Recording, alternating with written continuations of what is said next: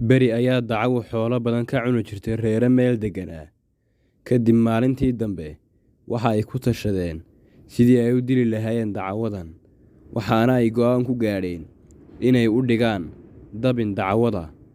Kadib maalintii dambe dacawadii waxa loo dhigay dabin, dabinkiina waa ay ku dhacday, waxaana lagu xidhay geed jirriddii si loo ciqaabo oo looga jaro xoolihii ay cuntay. Kadib waxa ay doonteen si loogu ciqaabo dacawada qoryo xaaba ah, waxaana ay ku gureen god ay ka qodeen geedkii dacwada ku xidhnayd, waxaana ay ku shideen dab si loogu ciqaabo dacawada. Waxayna yidhaahdeen inakeena aynu iskaga tagnee si aynu hadhow ugu soo noqonno dacawada oo aynu u ciqaabno.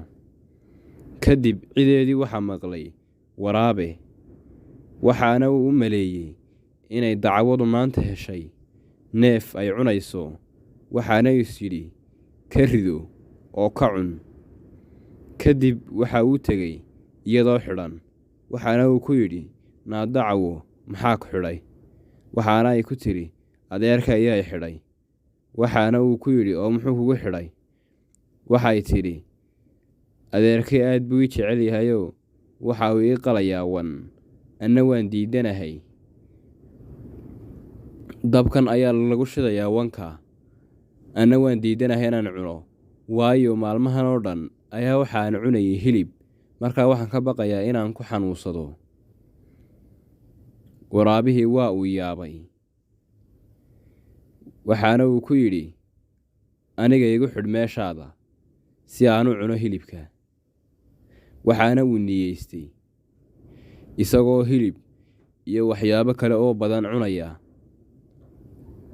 Kadib waxa uu ku yidhi inta uu afka aad u kala qaaday, ileen waa wax baruur iyo hilib jecele, aniga igu xidh halkaaga si aan u cuno hilibka. Iyadiina ma ay diidine waa ay ka yeeshay, waxaana uu ku yidhi si aad u nabad gasho halkaaga igu xidh. Kadib dadkii ayaa u yimiday waraabihii oo meesha ku xidhan, waxaanay ku yidhahdeen war waraab maxaa meesha kugu xidhay? Wuxuu yidhi dacawadii ayaan ku idhi meeshan igu xidh si aan u cuno hilibka lagu soo wado, markaa ayaa meeshan dacawadii ay igu xidhay. Dadkii waa yaabeen, waxaanay ku yidhaahdeen dabkan ayaa dacawada lagu ridayey, hilib lama siinayn. Dabkiina isagii ayay ku rideen, sidaasna ayuu ku dhintay.